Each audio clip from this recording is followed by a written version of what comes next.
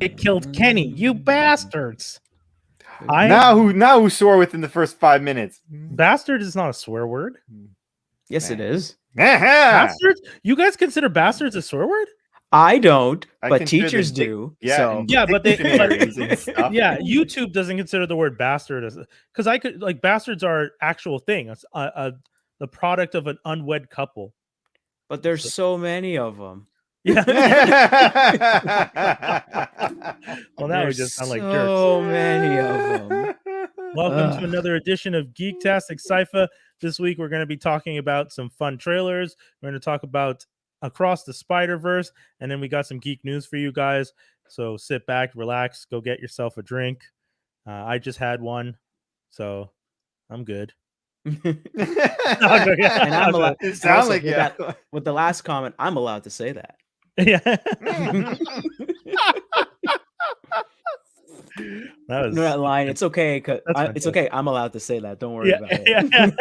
Oh my God. All right, folks. So we're gonna start it off right away. First things first, the new Ahsoka trailer has dropped. Or you know what? I would say new Ahsoka trailer. I would say a 30-second trailer cut from the previous trailer, which was almost offensive when I watched it and thought, wait, how are you gonna say this is a new trailer and it's the same trailer but like just shorter? Like this is the teaser to the other one. Sorry, because I didn't even I shared it with the group and I didn't even really look at it because I got it from another group that was like, oh, they're all excited. So I was like, oh, maybe it might be not. When I looked it up, I was like, okay, this is old. This is from last month. Yeah. This is from okay, this is the one I want? Yes. Rebirth? Reborn? No, what? Not at all your fault, sir. I think the entire internet got really excited for this. And the only new information was that it dropped August 23rd. That's when the show is coming out. So people were excited about that aspect of it. But I am actually offended that they said but that's what's teaser. New. It's like plagiarism, Ryan. They just added another word. No, my song is their song is dun dun dun dun dun dun. My song is dun dun dun dun dun ding ding. Yeah. Wild take for Star Wars / Disney to take. But I was gonna say also there was another trailer for Secret Wars, but it was a teaser trailer that was 30 seconds long. I was like, I don't need this. I didn't. Yeah. For some reason, I didn't fall for that one. I was like, oh, okay, 3 seconds, whatever. That's not gonna do anything. I feel like I don't know if you guys have been seeing, but I know I pay a lot more attention to this stuff because I'm an obsessive weirdo. All these streamers are panicking because streaming subscriptions are down across the board. Netflix is still in the lead only because they existed well before anyone else. So everyone's just like, well, Netflix is killing it. And it's just like, well, no, they're not actually killing it. They were just there first. They have some 220 something million subscribers. Disney lost a whole bunch of subscribers because they lost cricket in India. What? How do you lose that? Why just give up cricket? That's easy money. I know. So they isn't there a championship going on right now? And it got rained out in London, I think. You are preaching to a choir of the converted. Honestly, if I was Disney, I would have paid whatever money. If you're going to pay X billions of dollars for Fox, sir, put down a couple million for the one thing that Indians are obsessed with. Like they lost so many subscribers because they lost to cricket. It's like, are you stupid? Like, why would you risk that? Like, it's just a big, huge mistake. That's just bank. That's just bank. The subscription numbers would have only continued to grow anytime the games people want to watch the game. People want to have easy access. You know, piracy is kind of getting annoying in some cases. You're just like, no, how much do I have to pay? Yeah, here, just take the money. Let me watch my games. I mean, I can watch previous games. I can go back and watch games. Like, this is fantastic. Instead, they lost the rights to it. A whole bunch of people unsubscribed. The stock got affected by it. A huge weird mistake. So, but at the same time, that's really dumb because you're missing new content. Yes, because people would only join Disney. Like at first, a lot of people were only joining Disney for like, I will join in like X whatever my childhood thing is that I want to like watch, like whether it was like the Disney movies or let's say I don't know DuckTales or something, I don't know whatever. Sure. Whatever X reason why you would, you know. Right. But once you burn through all that, if you don't have new content, that's what suffers, right? And you know, we argue about Netflix being the next Fox being cutting a season every season, right? But they still have rampant new content. They do, and it's annoying. All these podcasts that I listen to, The Town, The Business, all these behind the scene podcasts that I love to listen to, they all say the same thing, that Netflix's model, where they're kind of just throwing spaghetti at the wall and seeing what sticks, still has something that sticks every single time. They make like 5 shows, 6 shows, and if one like this, the new one that's really popular, The Night Agent, I didn't even hear about it. I haven't seen it. I've seen ads for that on Netflix when I turn it on. Yeah. And supposedly that show did gangbusters for them in numbers. It's one of their, it's the 3rd highest streamed ever for them, which is crazy because I've watched a trailer for that. I saw the trailer months ago and was kind of just like, this is like every other Netflix, kind of action show. Yeah, spy thing, The Recruit, Jack Ryan, all those similar style shows. And then I watched The Night Agent and I'm like, this is the exact same thing. But supposedly the selling factor is the lead actor is really good. And people are just like, he's really, really good in the role. And that's what's pulling people in. And I'm like, and that's it. Netflix, all those other shows that they've launched at around the same time, they just needed one.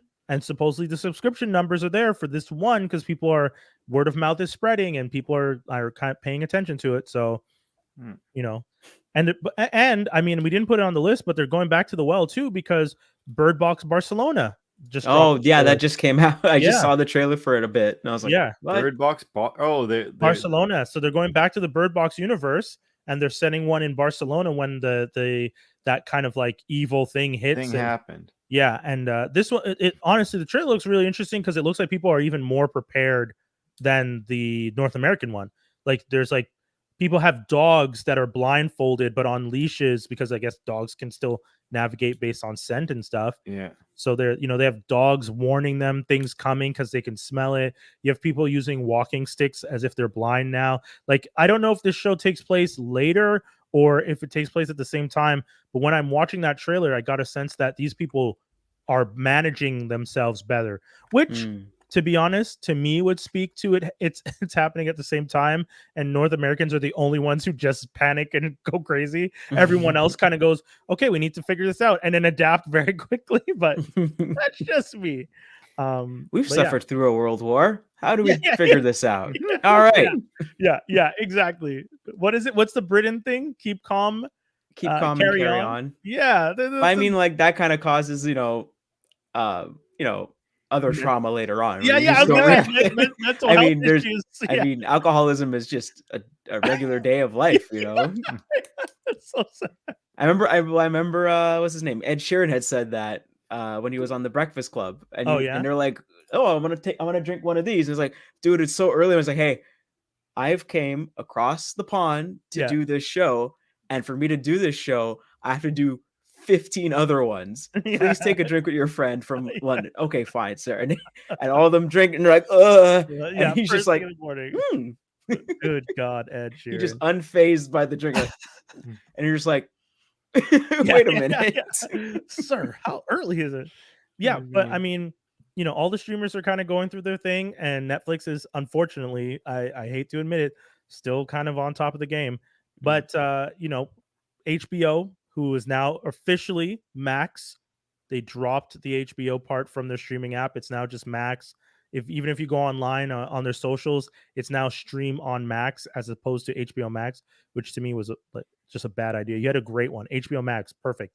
Stream on Max looks horrible. I mean, saying HBO Max to me seems like you get more of HBO, dude. Yeah, the maximum amount of HBO. Exactly. It was in the name to me. I am 100% behind you. There, you didn't need a tagline or a sell because the name itself was that. Facts. Yeah, facts.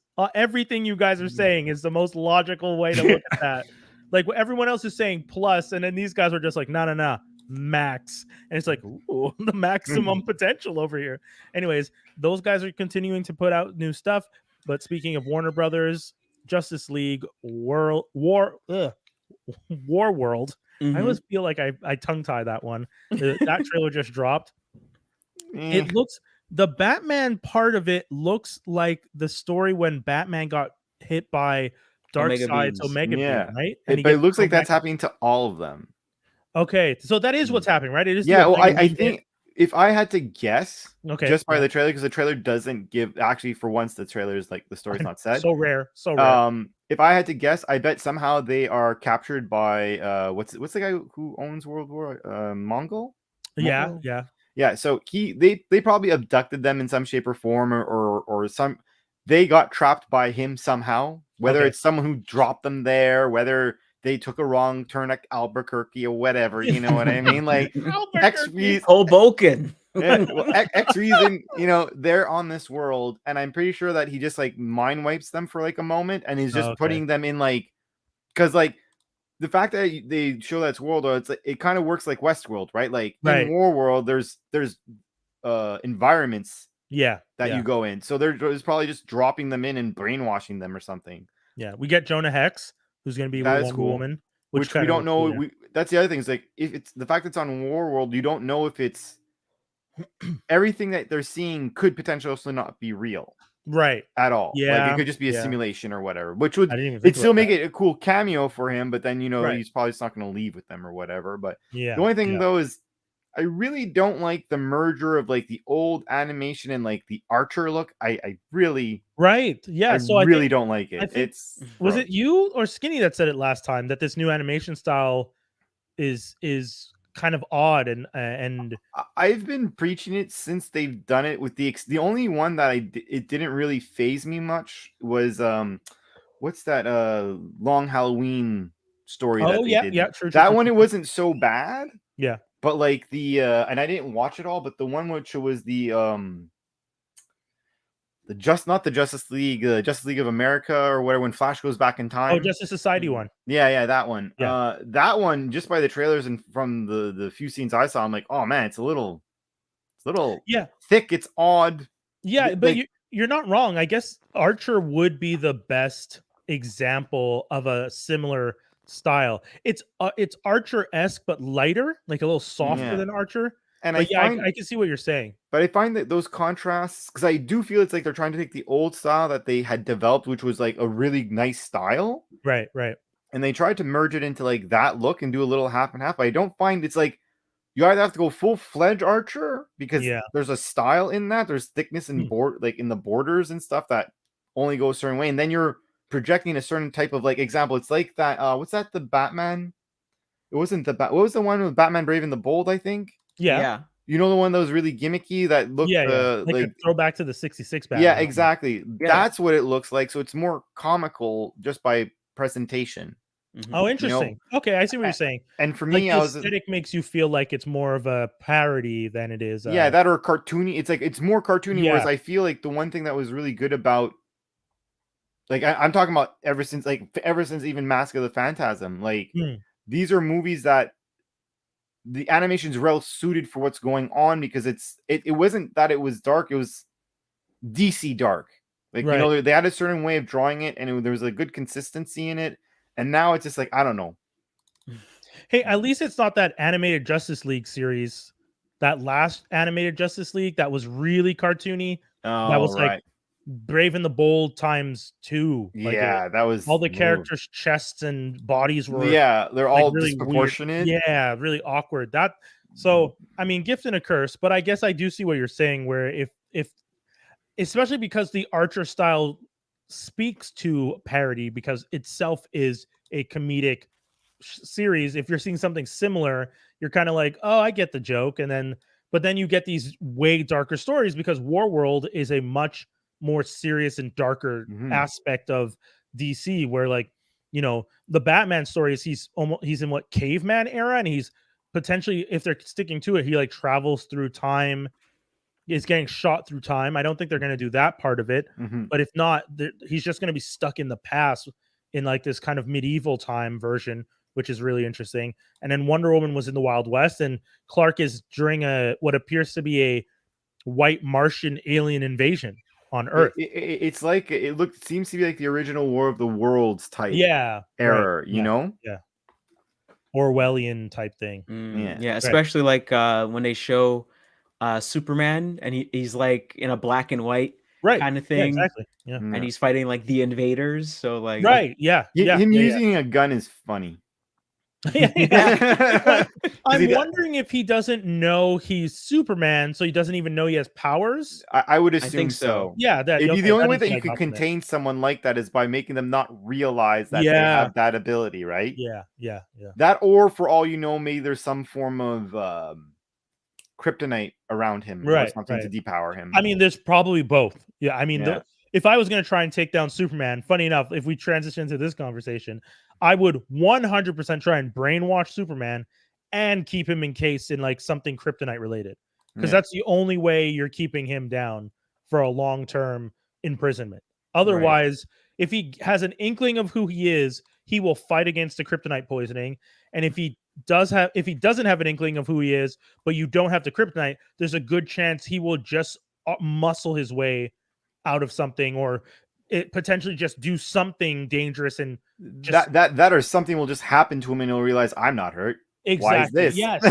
Yes. A car falls on him. He's like, and he's perfectly fine. Or You know?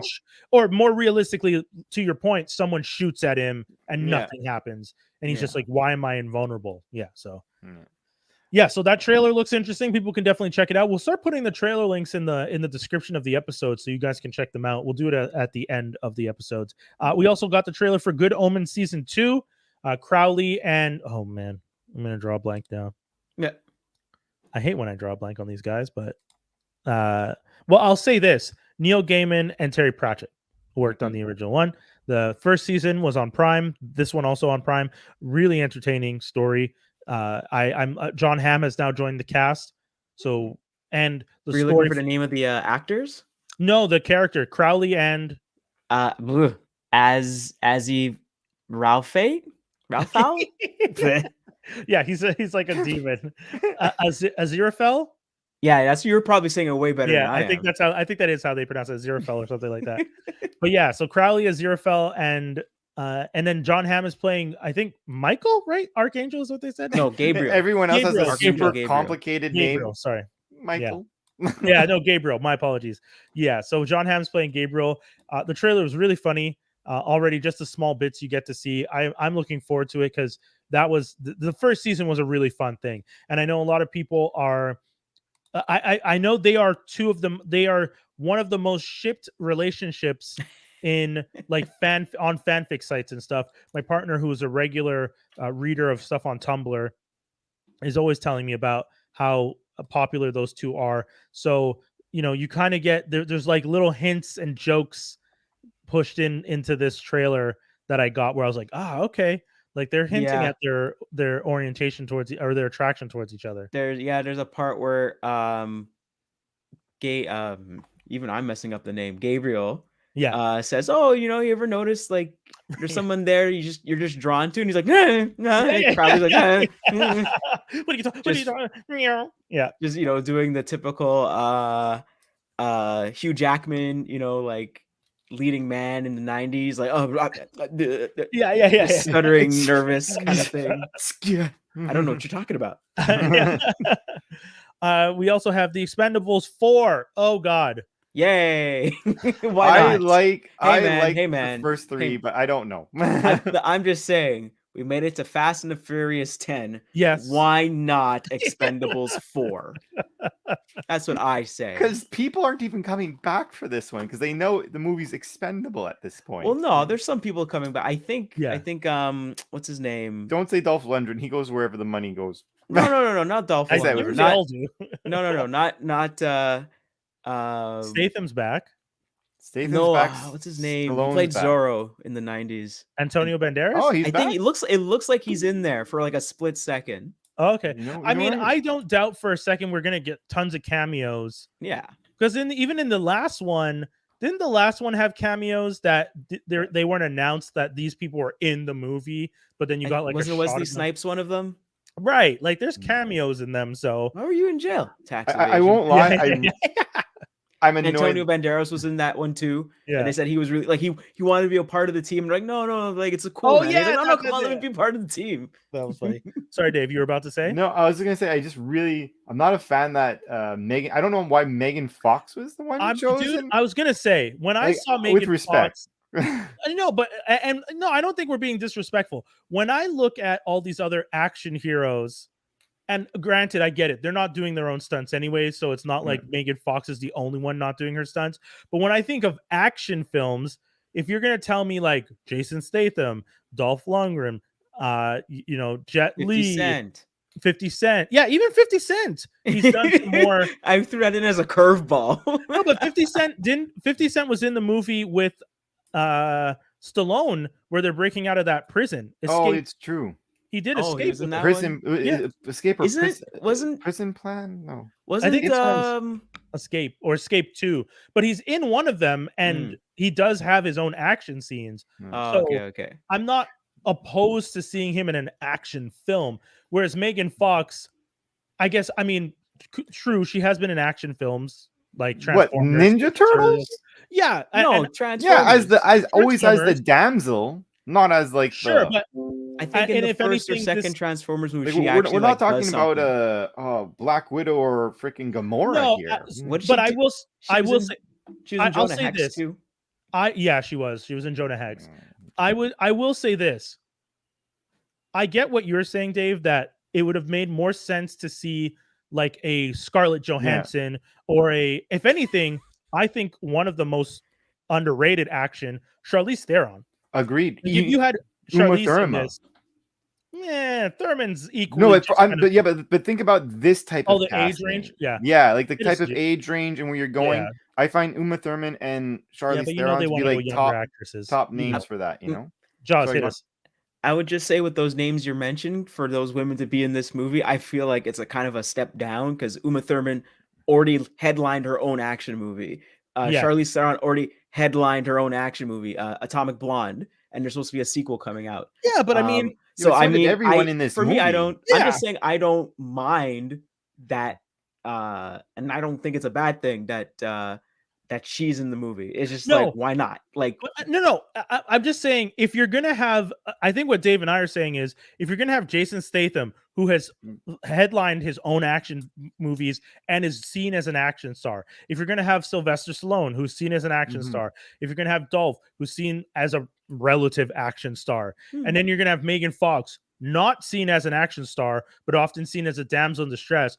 I would understand a Charlize. I would maybe understand an Uma, not necessarily who I would say, but like I get what you're saying, but like Angelina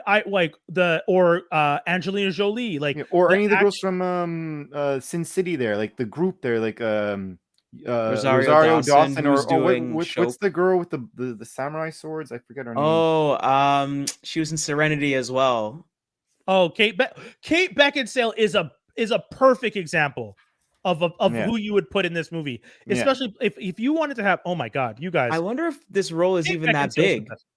I mean, she's fighting. That's what the point I'm trying to get at is just we see that scene of her and Jason Statham. So apparently they're a couple or they're married or whatever, and it's like a Mr. and Mrs. Smith kind of fight scene. Yeah, and then Sylvester Stallone shows up like, "Hey, I got a mission," and they leave. So it's either her character is like going to be the main baddie at the end, or that's just a cameo and it's super small and it's just like, hey, let this person get something new on their resume. And like I've always kind of feel like those Expendable movies are just kind of, hey, let's kind of hook up people to like kind of add on to their resume to do other stuff further down the line. I mean, sure. Based on what we're seeing in the trailer, and of course, we can't really go off of the trailers too much because those are 3 minutes of a 2-hour movie. Yeah. But we do see her like with him doing the fight. We see her again in like tactical gear running into a place with the other blonde Asian girl with the chains. So like she has a real job. Remember, she was getting a mission that she couldn't tell him about. Right. Yeah. So she's not a mercenary. Yeah, that's what I meant by the biggest thing. That's what I was trying to say. She actually works for a government, and he does not. He's in the gig economy, and she's got a pension with the government. But when she got a good pension, they showed the debriefing. She's in the debriefing. Oh, okay. That's more, or she could be, oh well, this is Mr. Nobody. All you guys are Don's family, and this is actual. I have someone to answer to. And I totally get what you're saying. I'm just saying of all the of the caliber of all the other action stars, I'm shocked, like that Charlize is not someone you would invite, or like you guys said, Kate Beckinsale is definitely, having done the Underworld movies and stuff like that, is the like top of the list for me. If you're gonna have someone come in, or Kate hey, Beckinsale, that's crazy a good one, a second, Jessica Biel, because she did both the last two that you named are pretty good. Kate Beckinsale, 49. Are you trying to see how old she is? Charlize Theron is already in Fast X. Yes, 47. I know. Yeah. Well, that's the other thing I was gonna say. All the actual real good female leads for action, they are busy now. Like example, most of the people that we named, I think have Angelina something Jolie going on. retired. No, she retired from acting. Who is Jolie retired? I think she retired from acting because I mean, she like it says here the last movie she did was Maleficent. Yeah, that's the last one she's credited for. Let me just double check here. Which one? IMDb. I think she was in the second one. Oh, sorry, the last one she did. Excuse me, no, she isn't.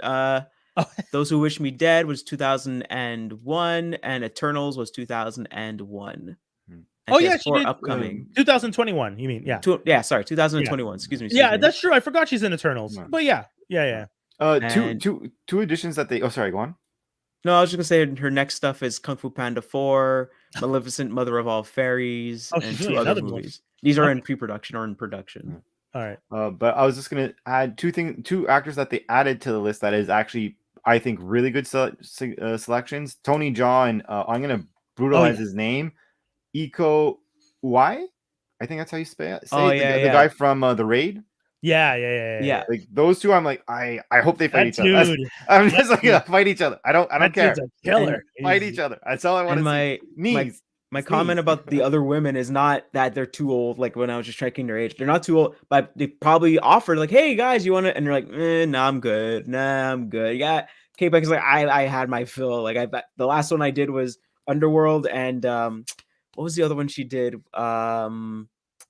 She did Total Recall, the remake of Total Recall. I don't know, but I'm telling you guys right now, I saw Fool's Paradise that she just did, and she needs another movie because that was a stinker. It was, dude. I was so excited to see that movie because I really like Charlie Day, and Ken Jeong. Like the cast is crazy, and then I watched the movie, and dude, there's a moment where the movie just like it's going along. Boom. They just stop and like hard pivot, and just skip a whole bunch of stuff. Next thing you know, the character's married. He has kids. And you're like, whoa, what just happened? I actually rewound it to see, like, did I accidentally skip ahead in the movie? And that's like, no, you didn't skip anything. It literally goes from this scene to that scene, and that's just how the movie is. And then Kate Beckinsale's in it for most of the beginning, disappears for a huge section, and then just comes in the end to break up with the lead character. And you're like, what the fuck? Like, I was like, what is this shit? Like, why are you, Charlie? No, what are you doing, buddy? So that's why I'm saying, like, hopefully Beckinsale has something on the horizon, because the same way The Rock came back to the Fast and Furious franchise because Black Adam was also a stinker. I mean, believe in doors. If he believed in doors, that alone would have saved that movie. I love that, the doors. So don't kill them. Oh, okay, I will kill them and you save them. Okay, good. It's like silly ass film. Just let him be a bad guy. Just dude, bad guy. Dude, preach again. When you say to someone you're on the same page, we're not even on just the same page. We're on the same line in the same paragraph. Like, dude, just let Black Adam be a bad guy. Just be the heel. But The Rock can't have that. He did that enough while he was wrestling. This is not just wrestling. This is international film franchises. You might have to be a bad guy. Just be a bad guy that doesn't die. That's it. Yeah, dude, like Tom Cruise. Tom Cruise can be a bad guy. He just doesn't die in the movies. When the hell has Tom Cruise ever Collateral? been kind of try? Oh no, he totally died in that. He dies in Collateral. Yeah. Oh, he kills him on the bus and he on the train. No, the train. Yeah, there's a line in the middle of the movie where they said some guy got killed and they didn't find him until they were done. Like, he was riding the train for a good long while, and then it happens to him. Huh. Apologies. I'll be The only honest. other movie he's a bad guy is Tropic Thunder. I don't think that really counts. Oh, that's not even a bad guy. He's a douchebag. He's kind of a bad. He's a lovable bad. He's an like in the asshole. end, he becomes a lovable bad guy. Like, oh, Yeah. okay, you It's kind the of dance. understand where he's coming from. Seriously. But yeah, okay. So wild. People go. We're so many things coming out. Oh, last one. They cloned Tyrone. We got Fox. See, when I saw Fox on the Expendables, I was just like, they misspelled Jamie Foxx because I thought it was Jamie Foxx.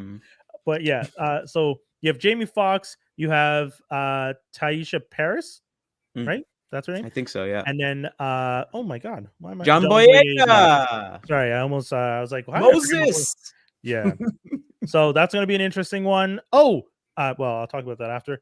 That movie is a little bit confusing because they all look like they're from the 70s, right? But he's singing Mary J. Blige. It came out. Well, was that song a cover? I don't think I'm it's going set down in a the cover. Past. I don't think the movie's set in the past. I think but the way they're dressed, or at least the way the girl is dressed and Jamie Foxx is dressed. Yeah. And then some of how people are like it's confusing. I like it though. I love that. That trailer looks fun. I mean, if you guys haven't seen it, once again, go check out these trailers. Some of these trailers have really interesting things. And this is one of those trailers where I didn't feel like they gave away too much. Because we've been talking about that lately, how some trailers give away way too much information, you know, and that, like, for example, that original Ahsoka one looks cool. And, you know, a few people are coming back. But Secret Invasion, that trailer I felt gave away too much. I actually didn't want to see as much as I saw with that Secret Invasion trailer. Secret Invasion one. But just a quick thing. I'm Going Down was originally sang by Rose Royce, and it came out in 1976. Oh, so you're positing that the film is set in the 70s? Yes. Interesting. Or at least like late 70s, 80s or something like that, because it feels like the way everyone's dressed is throwing me off. Like the fact that he's singing that song, I was like, oh, maybe it's in the 90s. But then it was like, oh no, wait a minute, it's a cover. Yeah. All right. I mean, doing the original. Yeah. Cool. Netflix, if you can do period pieces with dope black actors, I'm here for it. Speaking of Miss Paris, not officially, it got leaked from Action Figures, but you know, she's gonna be playing in Miss Marvel, Monica Rambeau, and she's gonna be going by her call sign Photon. So I know some people were excited about that. I think we expected it. What was her mom's call sign in the movie? Oh, in Marvel, I forgot. It must have been Photon. I feel like it. I feel like there was already enough of a hint somewhere. Yeah, out of all the names like Spectrum, Photon, all the different names that Monica Rambeau has used, I kind of felt like Photon. Out of, you know, she wasn't going to be Miss Marvel because they're, you know, she is the original. By the way, for those of you who don't know, the original Miss Marvel was a black woman, Monica Rambeau, and then it's Carol Danvers, and then and sadly Kamala Khan, who they just killed off in Spider-Man number 26. I did not know that. Yeah, they killed the character off. Why? I don't know. Some people are thinking that they killed her off because they don't want her to be an Inhuman, so they're trying to figure out a way to bring her back or make her a mutant. Bring the body to Krakoa and bam. Right, they're gonna do something to make her a mutant and not. Which I really hope they fix this Krakoa thing. It's just stupid. I haven't seen that stuff, but I've heard it's like the story's kind of crazy with what's going on. So I'm quite a bit behind. I know Skinny was telling us. I've only been really reading it through X-Force. Okay. And like, it's just like it's like anything you're reading, anytime you have like a twist, you're like, yeah, but you could fix this if you could revive someone, and you can, and then like that's what like, you know what I mean? Like, you don't like that they can revive everyone? Well, it's because it makes the storytelling predictable in my eyes. Like it makes the read boring. There is no consequence. Yeah, but dude, they need that for the mutants for a bit though, because the mutants had too many consequences at one point. They went from their whole population being down to like 1,000 or something. It's like, yo, you got to give these guys a chance. Oh yeah, don't get me wrong. Like I think the concept because that was because of House of M, no? Right. Yeah. Like She, the fact that you didn't have a decimated their backup population. plan to reverse that instantly at any point in time is a pretty stupid idea. Yeah, that I was kind of say, wild. you know, and the thing that sucks is I feel like the only reason why they even did all of this is because we don't have X-Men movies that are like, you know, Marvel doesn't own it or whatever, and now Right, it's right. like, well, now that Disney owns it, and you guys are like all in some shape or form related, and you're making your bank now. Yeah. Now Oh. all those decisions look real stupid, don't they? Yeah. Yeah. Well, I mean, if anything, I would say even more. It wasn't just because the No More Mutants wasn't a Fox Disney type thing. That actually happened before. What you're talking about is when the Terrigen mist cloud was going around, and if mutants got hit by it, they were dying. But That's what I'm when, saying is like you further doubled down on it. You know what I mean? right. You already did House of M, which was already not the best idea. I mean, Then you're it's doing good this. That storytelling, though. You're no, saying it it was was good. No, I'm saying the storytelling was good, but you should have had like example. How many times has someone yeah, died and they eventually bring them back because of a good thought of like, okay, well, like if Thor dies, if this and this and this and this happens, Thor can yeah, come back or whatever. You know what I right, mean? yeah. That's good storytelling because you're saying like, I am going to do something and I have my You're backup plan to reverse it if I want. Yeah, you're working towards his resurrection. Yeah. Whereas like House of M, amazing story. Okay, cool. Then Terrigen Mist, you're making it even worse. Yeah. But their solution is Krakoa, which is not even creating. It's not making new mutants. It's just keeping the current ones alive. Yeah. Yeah. That's fair. Jaws was able to find the picture, and yes, we can confirm Maria Photon Rambo was her name, was the mother's call sign. So, I mean, yeah, we kind of all assumed she was going to be called Photon. It Mhm. was going to be pretty easy and obvious. Almost a little boring, if I'm being honest, because I'm just being picky, I guess, but I want more. I want more, folks. So yeah.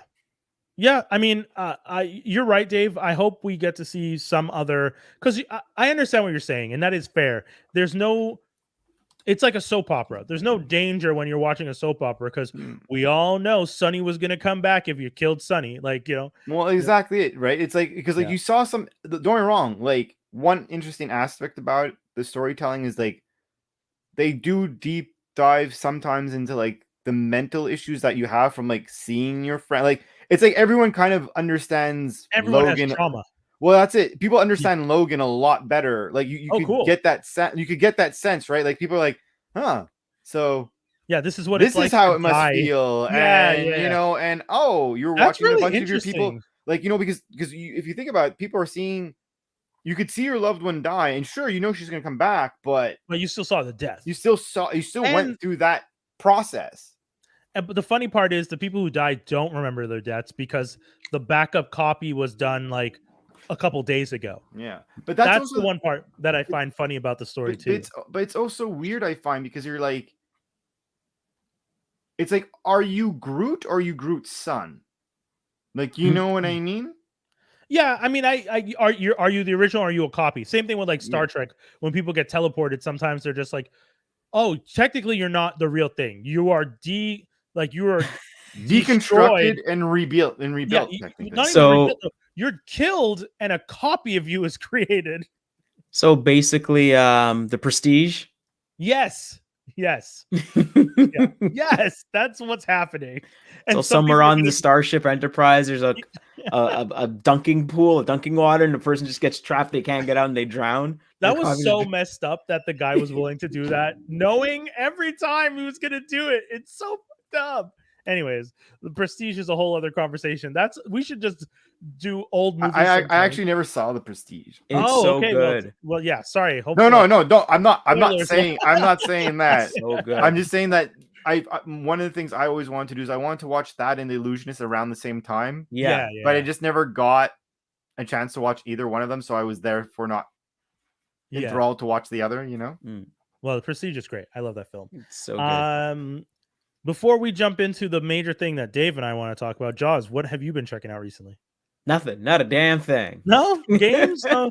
Nothing to really report about. right. Yeah. Not a goddamn thing. Nothing. To be very honest, nothing really. That's fair.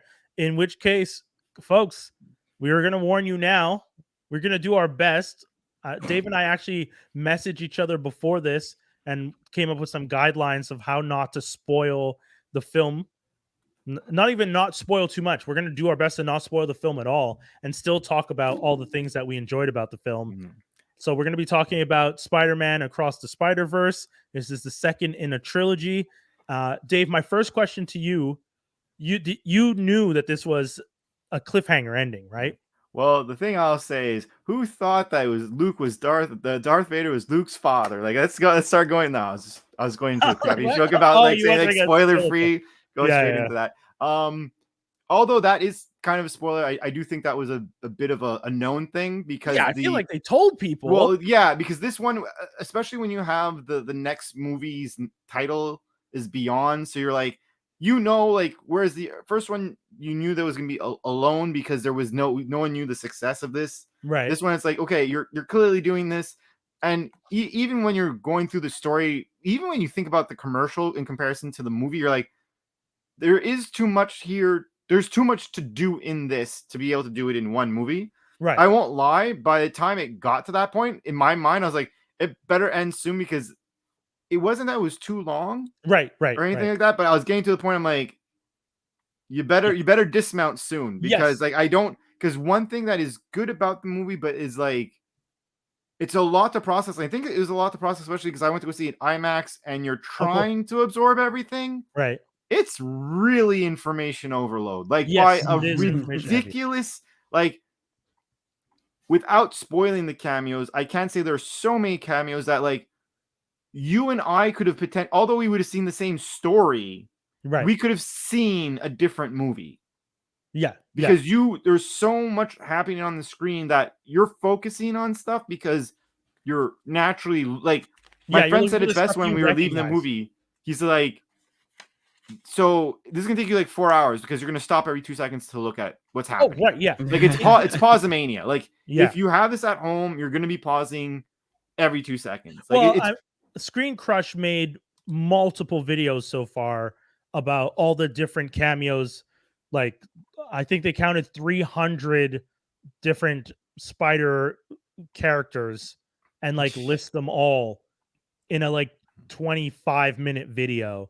So yeah, I mean, if you're going in and you're a Spider-Man fan and you want to see all the spider people, this is going to be a painfully crazy film for you to watch because it's going to be like, so that character, okay, I know, I recognize this one from this one, okay, this one's in the video game, that one's in this movie, and like you're going to just kind of blow your mind trying to catch all the different spider people.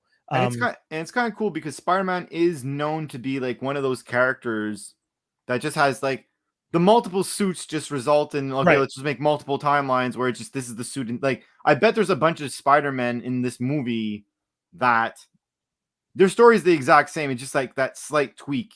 Right. That's changing it or but whatever. Still, sticking to my original question, how did your audience react? Because I'll tell you how mine reacted afterwards. Well, I mean, I didn't have any. I went not on opening night. I went a few afterwards, but I would say, I wouldn't say there was people clapping. I definitely think there was people who were like saying it was really good on the way out, but there wasn't like an outpour of love type. But thing. No, I mean the reaction to the to be continued. I didn't. There wasn't a reaction. I do feel because the things I went at 9:20 at night, and I will say this, like, my crowd seemed to be potentially an educated crowd. Okay, like I was walking around like, you are me at your ages. Yeah. You all know. Yeah, like, you know yourself. Like I was seeing like some 50-year-old random guy or random girls who are like, cheerleaders or something like. I went on a Sunday at 6. My audience was a great audience because, tons of great energy for a lot of cool things that happened.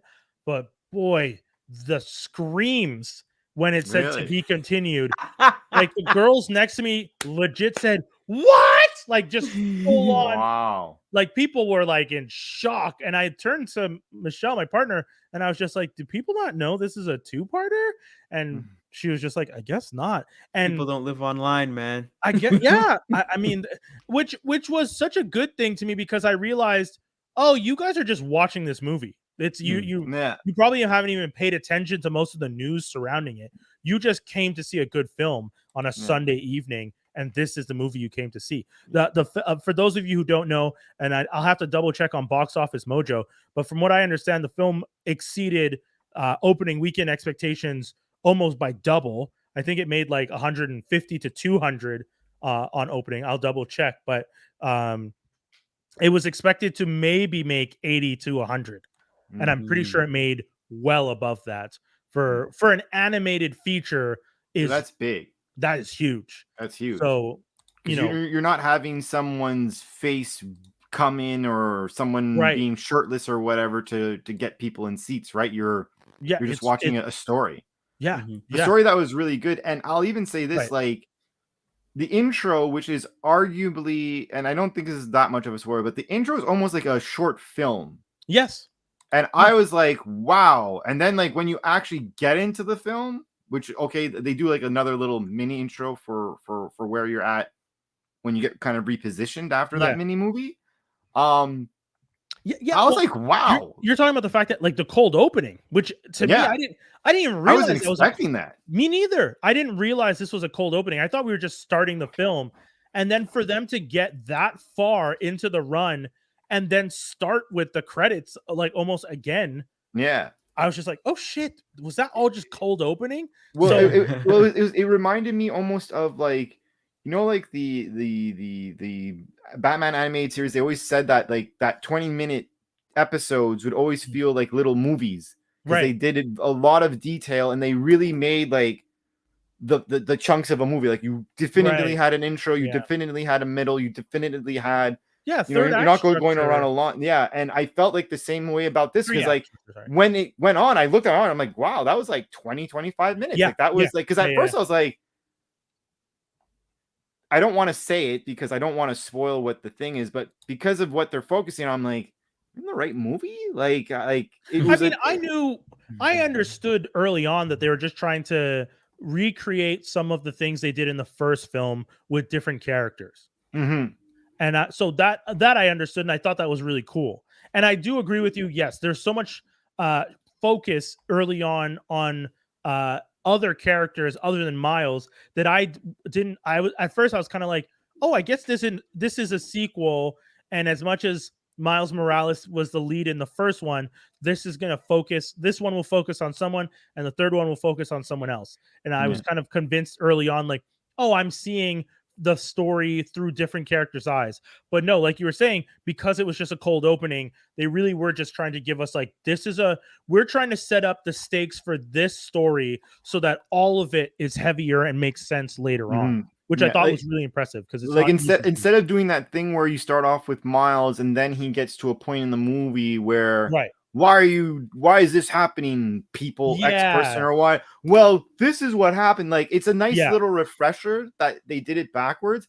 And I find that by doing that, it created like you said, there was a lot more caring. There's a lot more, like, there was more direction for where you were supposed to be in a mental space about where you were in the movie. Yeah. And what was really nice about it is like, I thought it was really, although yes, again, it was 20 minutes, like, considering what they put in that 20 minutes, it was a very succinct 20 minutes. Even though you had information overload, it was still very, it's weird. It's like you have information overload, but yet it's still very precise, the movie. You know how I always say the Brits don't waste any scenes? Like whenever I talk about British shows, I always feel like the Brits always find a way to use every single scene in every show that they make. And I feel like almost that Lord and Miller made this film very much in that kind of British mentality of like, every scene is there for a reason.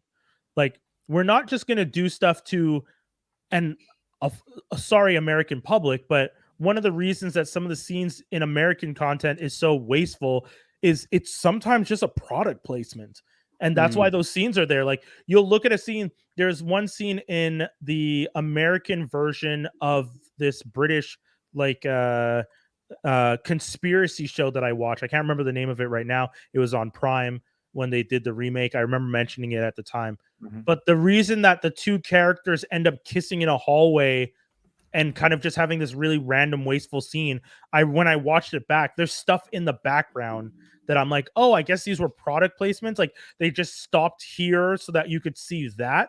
And I feel like Lord and Miller were like, listen, we're gonna make this movie, and every single king scene is gonna feel like it was there for a reason. You're gonna get to the end of the movie, and when you think back to all those scenes, you're gonna be like, oh, that's why this was done this way, that's why this was done this way, and that's why this was done this way.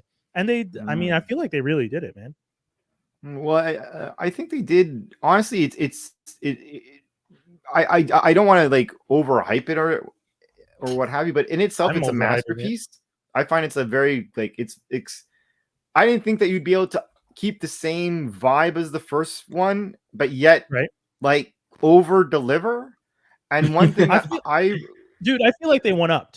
I feel like they went they did. This is considering number one is an amazing movie, and you essentially Empire Strikes Back this, like, damn, like that's a big thing to say, right? Like it's a very big claim to make, and we're not, and we're saying this, and we're saying, and I think people hearing us, it's like we're telling you the truth, and we're not even spoiling it, and it's true. And one thing I will say, and I'll try not to, how can I word it?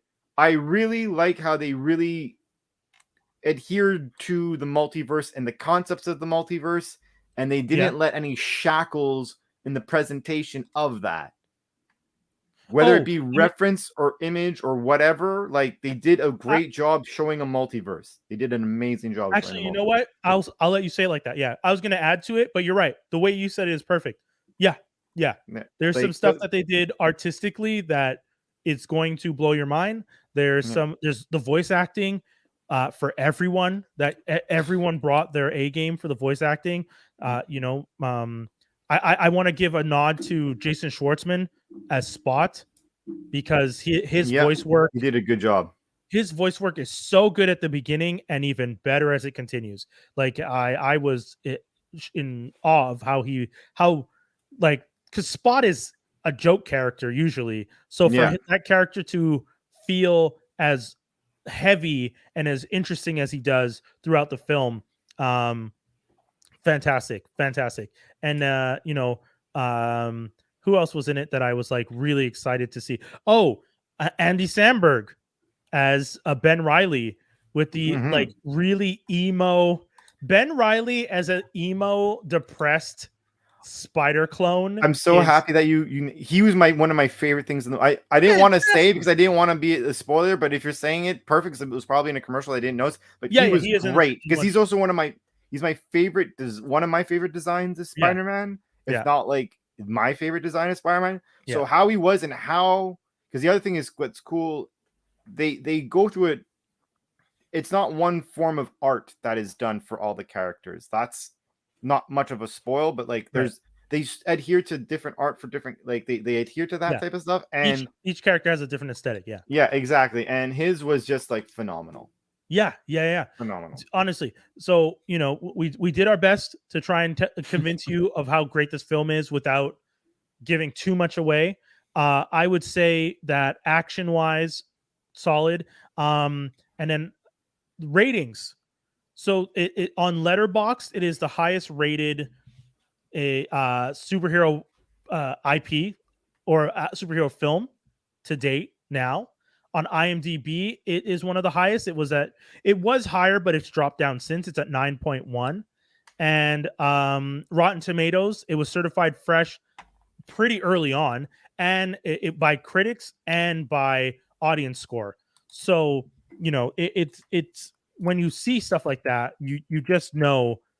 And it's rare that audiences and critics tend to agree. I don't know if you guys have ever seen that, but I feel like it's very rare. Yeah, I find it very rare. It's very okay. So it didn't make as much as I initially thought, but for an opening that they expected to make 80 to 100, it made 120 million on for its opening, which is still very, very good. It's a 2 hour and 20-minute film, which is, that extra time does lend to shorter, the less screenings you can do, which ultimately has over time, and it's something that I feel the theaters and the studios should probably try and figure out. I know everyone wants to tell a little bit longer of a story, but it's led to this thing where you can't make as much money, specifically because you can't even screen it as much. There's just not enough time. Because for every 3 screenings, you lose an hour because the film is 220, and the extra 20 minutes adds up to like that extra hour. So stuff like that, it's like if you try and screen it 6 times in a day, you've lost the equivalent of a full 7 screening you could have had it been trimmed a little bit. Something to consider. I know no one there is listening to me, but just my 2 cents. So on its release day, it made 51 million. On Saturday, it made 37. On Sunday, it made 31. On Monday, it did 13. But then on Tuesday, it was back up 15% and pulled in 15 million. This is with 4,313 theaters, averaging, on the opening day averaged 12,000 per theater, and by its last day was still averaging upwards of 3,000 per theater, which is these are some serious numbers, man. It's a very, very, very well done movie. Yeah. The cliffhanger that is there, and like the worst part about the cliffhanger is that there's such a crazy expectation because of how it ends. Yes. You're like, you're like, okay, cool, yeah, like, X dire thing, cool. And they're like, but there's this little shiny light, and you're like, what's the shiny light? And you're like, that's amazing. Now I want to watch more. Now it's over. Fuck you. Yeah. I mean, hey, smart people. That's how you get people to want to come back, man. You give them a cliffhanger that makes them, and if anything, you get them attached to the story so much so that when you get to that cliffhanger, it's you want people to go, oh no, like you want that. I'll never forget watching Star Trek with the Borg when Picard gets kidnapped and becomes the cutest, and seeing that ending, and then seeing to be continue, and as a child going, no, like just like getting mad because I knew I knew it was a season finale, and I just knew I have to wait 2-3 months to see it because it's like May and then starts back in September, so I have to just wait to find out what happens to Picard. What, like, so it's great when they do that if you can do it well. And but yeah, I think one of the things that's really cool is it's difficult to make a film in a 3-act structure knowing that you're going to do a to be continued story. So the early part of the film, which I loved, and I'm not saying anything negative, felt long, and then made more sense when I got to the to be continued, because I was like, oh, so you're giving me a 3-act structure, but you did it in a way where it's like act 1, act 2, act 3, but the act 2 and 3 are kind of these weird things where you're setting up act 1 of another film at the same time. Basically. Yeah, and that to me is interesting because I'm like, oh, that's why act 1 felt like it could be a standalone story, and these 2 other acts need to be essentially the prequel to another movie, which, dude, shocking, but exceptionally well done. I do have one blemish or one spot about the movie, but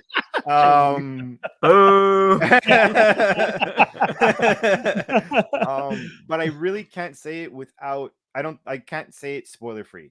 There's one, I guess I could say this way. There's one inconsistency with how they were telling a story about an aspect of the story. Okay.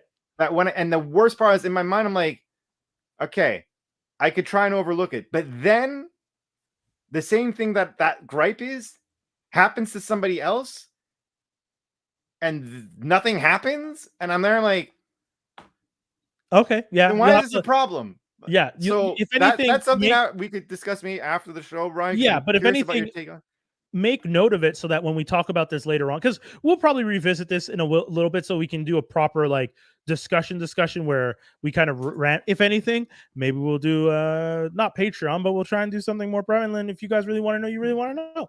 But because there is stuff that we definitely like. I loved it, and I'm very interested in what the gripe is that you had, because I'm intrigued of what. Well, it's more like whether you want to call it a gripe or like a head scratch, I was there. I'm like, Okay. I don't believe this now. I don't believe this fair. now. And I love this whole movie. I don't believe this.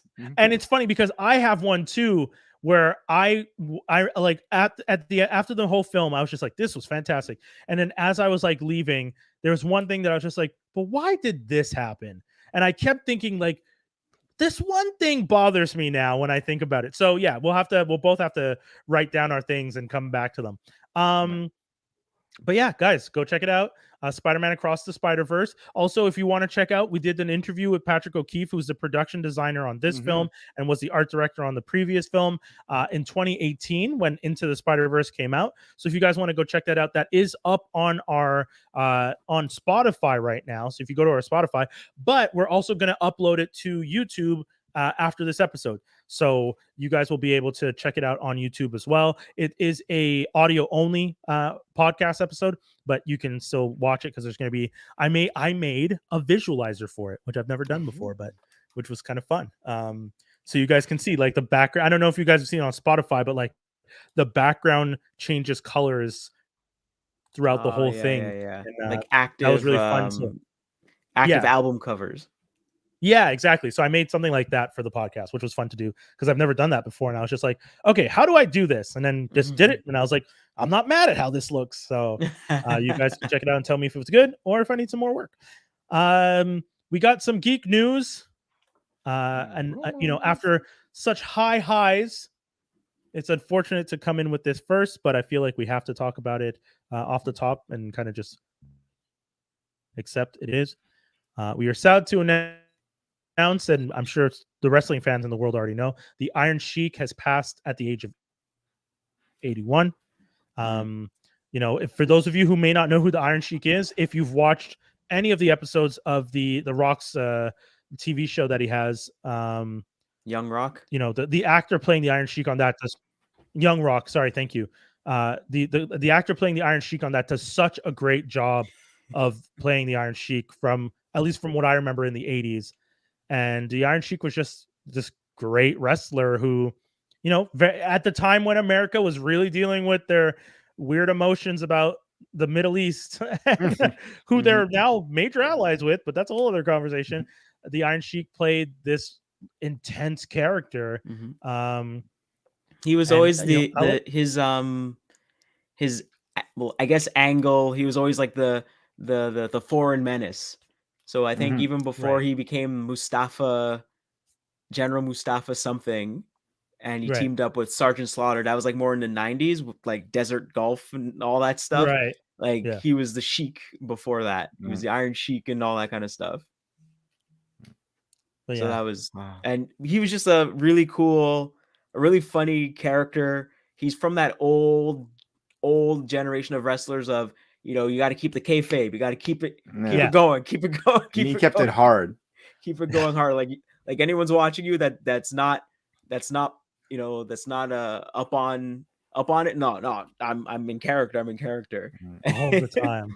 There's some crazy stories. I remember even Marty Jannetty, who was part of the Rockers with Shawn Michaels, had mentioned he had said some like they were doing a show at like some Jewish center. And he came out and he said some wild ass shit. And then just to get the heat on him. And he goes back and he's like, hey, how was that? Was that good? But it's like, dude, why'd you say like but he was just like, I'm the bad guy, so I have to have everybody hate me. One of the big things for he was always a great personality, and the fact that WWE always brought him back. They always usually some people are like, you're gonna keep you far. Like they always brought. Apparently, he was at the last WrestleMania behind the stage. Oh, cool. I think so. Apparently, he was behind the stage, and like he was still like not involved, but like still like come. And he would always show up and stuff. And his big thing was always calls you a jabroni, so that's why he's on the Rock show. He's like, oh, you jabroni, and he's always like, oh, I'll take you and I humble you with the camel clutch. I humble you. I love that. Actually, the Rock on my knee with the backbreaker, then I humble you. Well, the Rock credits him. He's like, the only reason why I use the term jabroni is because of the Iron Sheik. Right. He's like, everyone associates it with me because I'm I made it more popular in the Yeah, 90s because of what I did, but I didn't make the word. Yeah, You know, I didn't make it really popular. So yeah, man. So R.I.P. to the Iron Sheik. We condolences to his family and everyone. You know, to all you wrestling fans, if you have a chance, go look up an Iron Sheik match. There's Go there's check going out to be a some of the stuff. lot of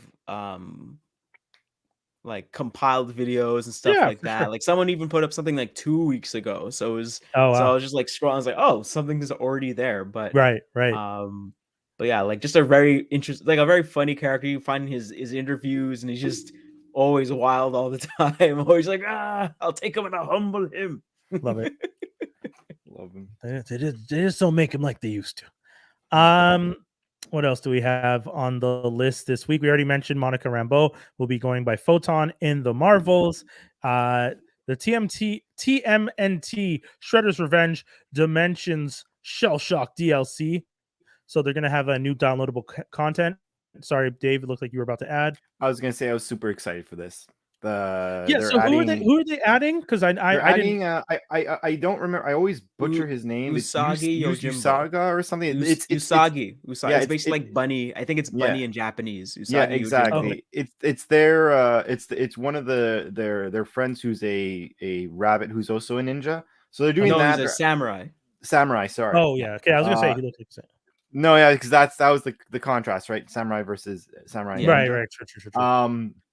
So they're adding him. They're adding new levels. They're adding skins for all the characters, which is really cool. Oh, cool. In one of the in the commercial that I saw, you had the colors that they have now. The general color change that you used to have on Super Nintendo, huh? Promotional material? No, they have the same color scheme as, because in the first time that you could change colors with the turtles was technically Super NES's Turtles in Time.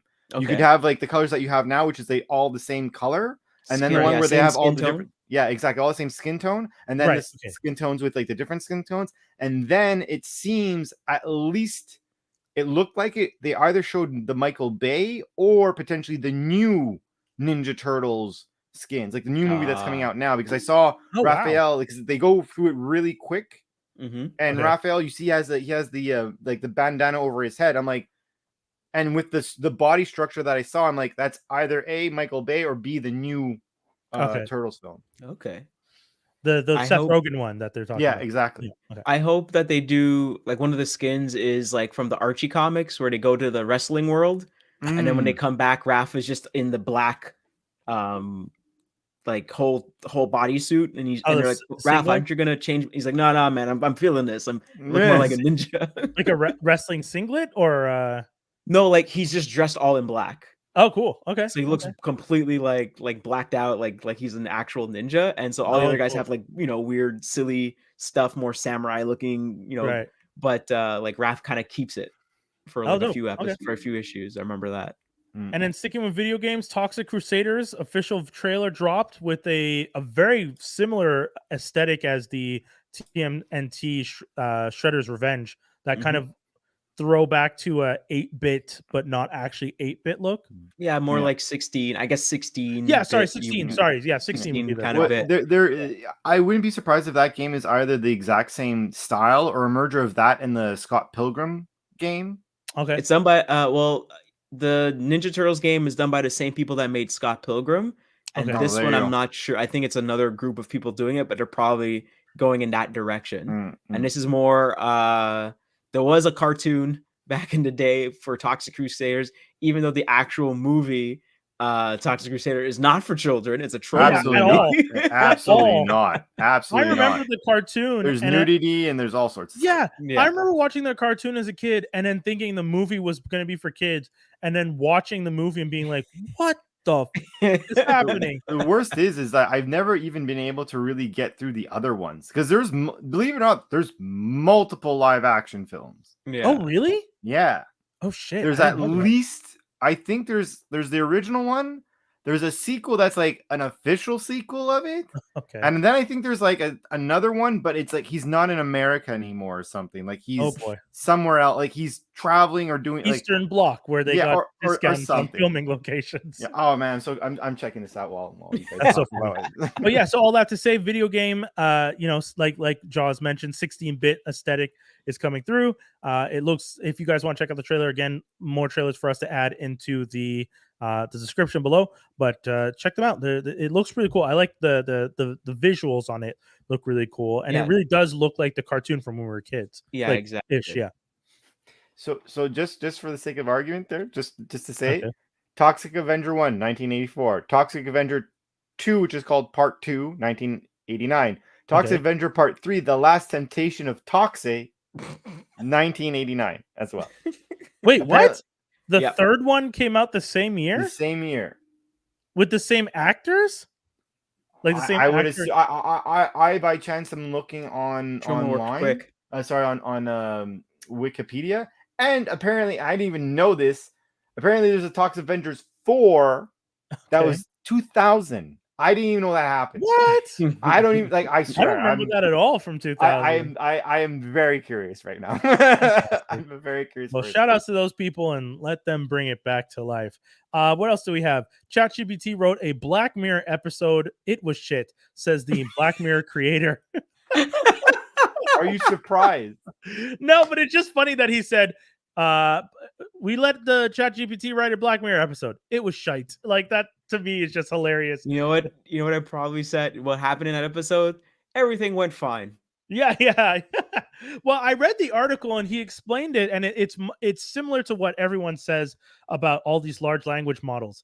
What it did was it took every Black Mirror episode it could find and merged all that together into a story and like structured something. And he said at first glance when he read it, he was just like, oh, this is plausible for a Black Mirror-esque episode. But then he said he reread it and was just like, oh no, this is shite. Like, it's not good. Like, it has the elements because it's mimicking what it is the script, but it doesn't have the spirit or the kind of like the dark undertones. It kind of has like it's faking it till it makes it, but it can't make it because it's just a robot. So that was really interesting that when he said that. Yeah, they're not there yet. No, not at all. But the new season is coming soon. So if people want to check out the trailer for that is also out. That one we're probably not going to add to the list because we've talked about it before. But if you guys are looking for some fun entertainment stuff, and if you miss Black Mirror, because I know a lot of people have been missing it, this is going to be the first season. Why we're living it? I don't understand. Yeah, I know. Why are you missing something when you're living it? But Bandersnatch was the last one we got, which was the Choose Your Own Adventure, which was a first of its kind and was kind of cool. I mean, I tried it, but it ultimately wasn't the most entertaining thing because there's very few versions where you actually make it to the end. There's some funny ones though. There was one where like when you play it that the character realizes this is a TV show and then gets attacked and like everything starts going crazy, like cars driving through walls, and it's a set and it's a TV set and all that wild stuff. So they really did some kind of funny, interesting stuff with some of them. And then I think the last piece of news we have on the list this week, and I saved the weirdest for last. Apple Vision Pro. Yeah. 35,000 to 45,000 VR AR glasses. Black Mirror episode. Yes, essentially. It's AI Black Mirror real. That's what that is. I'm going to pull up the image of it because if people haven't seen it yet, I don't even know what to tell you. It's Apple Vision Pro.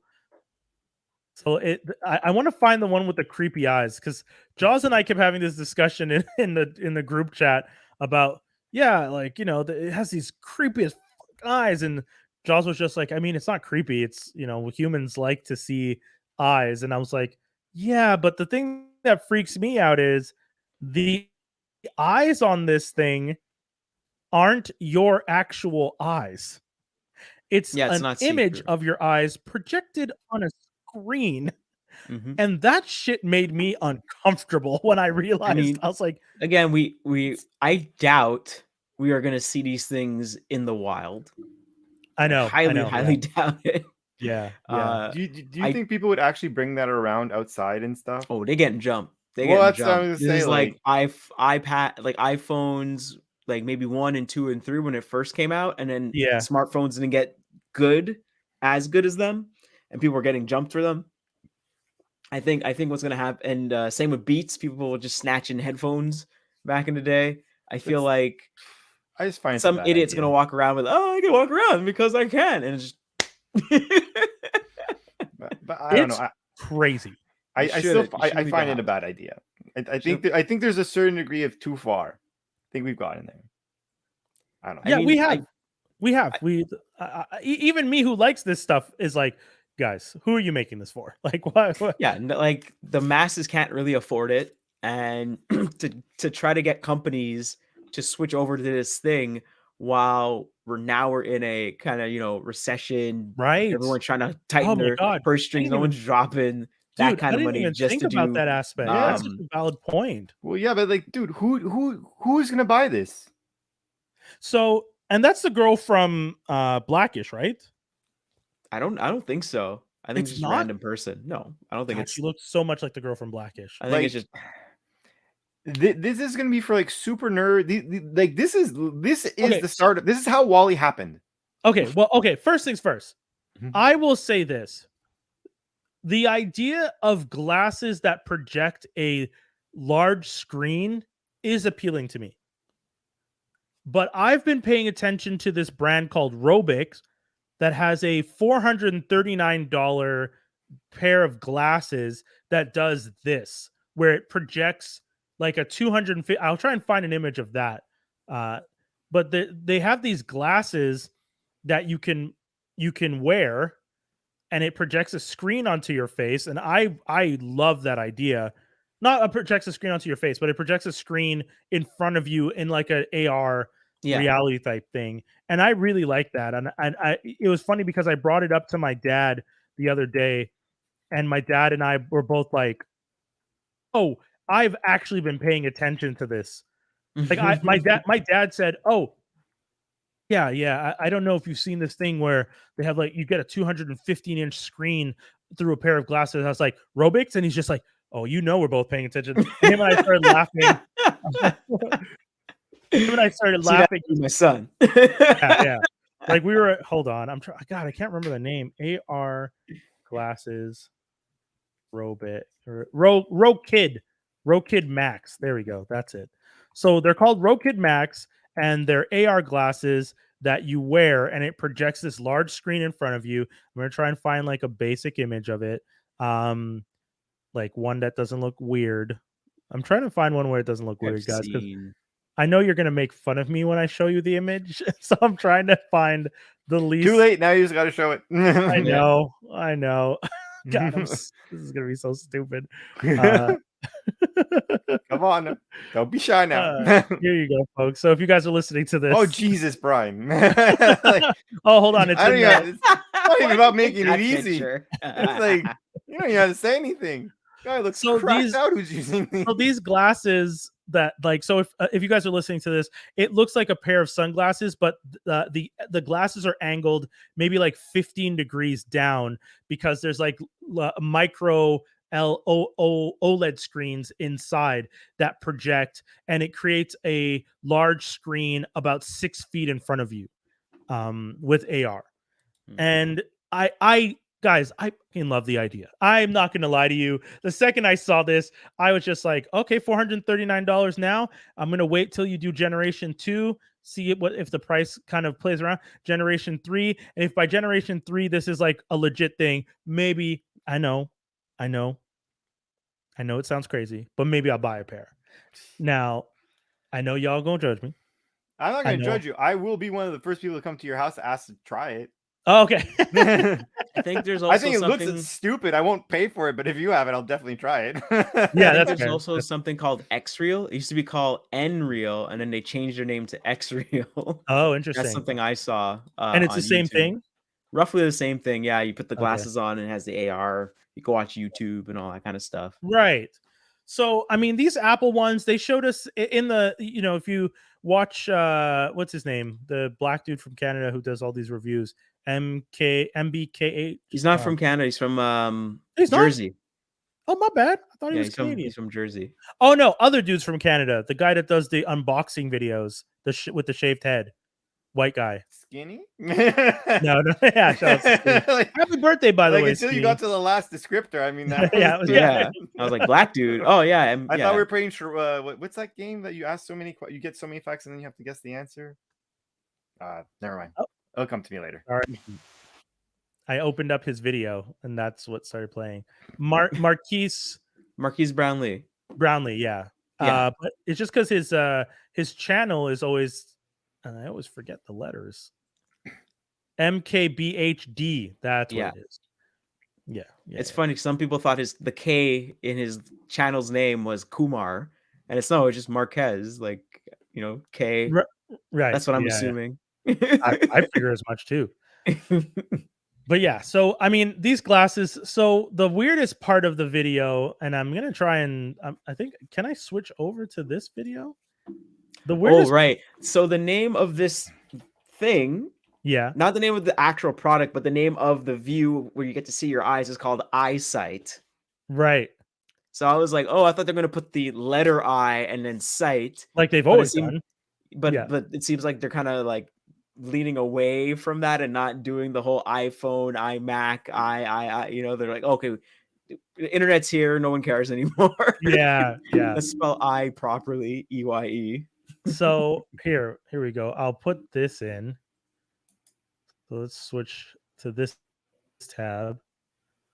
So this is the video of what it looks like when you're wearing the AR goggles. So this is from the perspective of someone who has the goggles on. They're in the real world. You can now see your different windows in front of you. And then he was explaining in the video how you use your fingers, and once your fingers touch, that it, like, you can open things, close things, and so on and so forth. And he was saying that it's so sensitive that at one point he didn't even mean to have his fingers touch.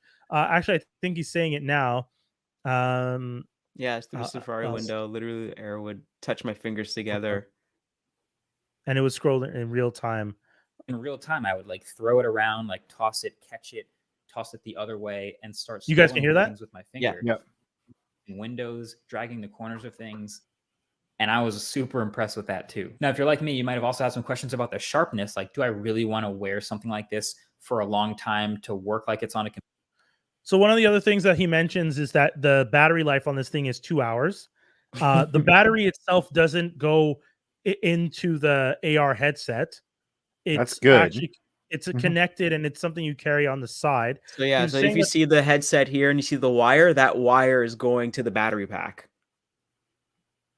Right. So you keep it in like your pocket and stuff like that. He was also mentioning that the weight of the he was mentioning the weight is another factor that he thinks might have some people being a little concerned, because it does get a little heavy to wear one of these all the time. You can mess around with your neck. Yeah, right. Like, these are all things that we do have to take into consideration with this new tech that they're introducing, because we haven't figured out how to make all this stuff smaller yet. So until we do, some of that stuff is going to be hella heavy on our heads, because we're still, it's like old-fashioned computers, right? Like, do you guys remember the first laptops? Those big clunky machines? Like, they were heavy. The first crazy. Cell phone, the brick. Oh my god, yeah, the bricks, the huge bricks from the 80s. Hey, Skinny, you jumped in for the last 5 minutes. You know how I do. Family's over. Want to say hi. Happy birthday. Also, you can plug this thing. Like, you can actually plug it into a USB-C. We're making fun of these. A USB-C adapter and plug it in and plug it into the wall directly, so you can get infinite power. But then you're kind of just stationary. Yeah, but then you have no mobility. Yeah, you're stuck. Yeah, but I mean, like that sounds weird. So unfortunate to me. So this is like a new phone thing? No, this is the future. This is the things that we Apple all don't want. AR goggles. It's the new thing that Apple showed AR off. Goggles from Apple. They showed it off, and you know what happened? Their stock went down.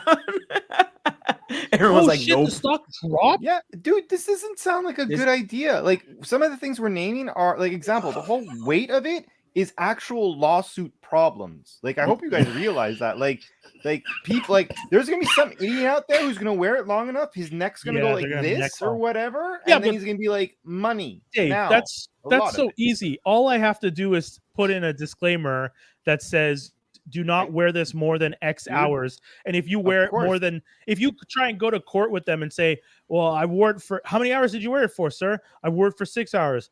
Did you read the instructions that say do not wear it more than 2 hours at a time? All Apple would have to do is just look at it, look at the uptime, how long it was above a certain height, because it's got, gyroscopics in there and everything. They could probably figure out like, nah, you're lying. But even or if you're someone wearing wears it longer, and here we have logs of when we said don't wear it, like, hey, take it off. Hey, take it off. Hey, rest your neck. Hey. They used to do that for the game, the Virtual Boy. Remember the stupid Virtual Boy? Yeah. You could put in a setting where it says, let me know when to take my eyes off. Hey, and it'll be a big warning that comes up and say, hey, you should give your eyes a rest. So we'll pause the game for you. And then you take your eyes out of there. You're like, oh, it's so dark. You can't see. It's so bright. No, I can't do that. Yeah, I don't know. I mean, I don't think Apple's going to get sued by anybody because they're definitely going to warn people in advance. But I do agree with you that it is ridiculous to have something that heavy. And then you took your time to be like, we don't want the battery pack attached to it because it would be too heavy. So we're going to make it an extra cord, knowing already that the goggles are so heavy that we don't want to add weight to it, but we're still going to give you all this extra stuff. By the way, you can plug it into a wall and have an electric device attached to your head and eyes that's plugged into a wall outlet. I don't know about you guys, but I don't want anything plugged into an outlet attached to my face. I'm just saying that's dangerous. That's not how that. If you're telling me I need a surge protector for my computer, I need a surge protector for this, a surge protector for that, but then you're going to tell me to pop on a pair of $3,500 computer, essentially a computer goggle, and plug that into an outlet, and then not need a surge protector? Get out of here. Imagine a person who's doing something, playing like a game or something, and they're drinking. And something happens that makes them scared, and then they splash it on themselves. Billy drinkers are going to be dead drinkers. Yeah, exactly. All I have to say is Jack me an operator.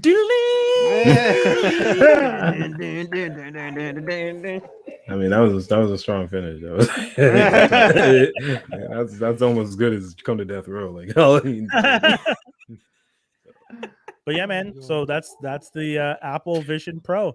Skinny, how you doing, man? Celebrating? Happy birthday. Celebrating. Today was a day, but it got better in the tail end, and that's what being an adult and being older birthdays is all about. It's a dad Did you take birthday. a day off from work? I had a half day that turned into a 3/4 of a day because of me working and just of my own ability. So there's that. That was cool. Things that were all right. Package came in from UPS. That was finally, waited a month for it. This is the second version, so these came in cool. The sender messed up like the invoice or the commercial invoice, and like it reloaded on the page, but then it didn't. So, anyways, it ended up printing.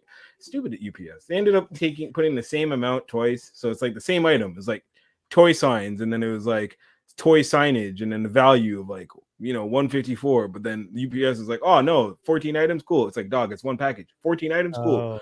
They rounded up and then charged me customs on that. 81.53 later. On top of me already paying 180 Canadian for these. Yeah. I'm like this close to being just like on like some, hey man, thanks for sending it, and then going back to PayPal and being like infraction and just getting my money back because like, nah man, like I went on a live on IG about it, and I was just like, the first time we did this a month ago, I sent you the money. Tuesday, you're like, I'll send you tracking soon. Friday, I realized, hey, I didn't hear nothing. I hit you up Friday like, bro, let me get that tracking. All day, I didn't hear nothing. Let me get that tracking. Finally, 11:30, man's is like, yo, here's the tracking. My wife sent out the package today. I checked the tracking. It says 11:36 label was created. I'm like, nigga. Yeah. I know the difference. bro. Stop trying to play me. Bro. Why lie? I could look it up. Yeah, It's the internet now. I'm Why? asking for the tracking because I'm going to look it up. Dog. Yeah. Like, So not only does it only say label created and doesn't change, he's like, oh, I brought it to USPS. And I was like, so it says UPS. He's like, no. I'm like, yeah, you sent it UPS, not USPS. So this is a UPS tracking number. Anyways, he's like, yeah, I'll file a claim. Claim filed. Never hear from that package. I'm like, all right, run it again, bro. Let's go. Yeah. I need this by the 7th. Let's run this up. And here we are. I get the 7 signs that I haven't looked. I got to do a whole what's in the box on it. Am I going to tear this guy's ass out? Hell yeah. Hell yeah. Oh yeah. All week I went live and I wasn't, mentioning names. But today, child. Tune in later, folks. There you go. Tune in Guys, later. that's the whole show. I think the one last thing I had was I haven't been paying too much. Yeah. We're going to be going out to Foofs, and you guys can definitely come check it out. Nerdstock. You and me, we're doing that, right? Me and you, Brian. That's it. That's the roll. We roll. Yeah. I'm going. I'm definitely going. I plan to wear my vest again. Dave, are you coming through? You said you were going to try, right? It's gonna be kind of like a day of determination. That's fair. And Jaws, hopefully you can come through. Yeah, I'll talk to you guys after the show about it. Well. The last thing I was going to mention is pay attention to what's happening with Twitch. They changed a whole bunch of their rules, so if you guys are streamers, you might want to check out what the new rules are for advertising. You're not allowed to have like advertisements burnt into your streams or on screen during your live streams now. You are allowed to do product placements in the background and stuff, but there's a whole bunch of new regulations, so just keep an eye out on stuff like that if you guys are streamers. Like, I guess we are, because we are on Twitch right now. Twitch. Yes, So, we are. Yes. we got to pay attention to those rules. Once again, shout outs to Nerdstock. Speaking of ads. Nerdstockfest.com. That's the whole show. Again, happy birthday, Skinny. Do you want to tell people how old you turned? Or 38. There you go. 28. Suckers. I mean, you know the rules. Yeah, I know. Don't crack. So you're going to be looking like this for at least another 10 years. Let's go. Yeah. R.I.P. Egbert. Yes, R.I.P. Egbert. I was true. just going to say Egbert Gay, who is a figure in the Black community here in Montreal. Turns out he drove me places when I was a kid. My mom knows him, and like, Oh yeah, everybody knows him, right? Yeah, so like R.I.P. dudes. That's Chances are we're doing the show slightly inspired by you. So yeah, community contact and all that. Peace, guys. We out. Peace. Bye. Get up.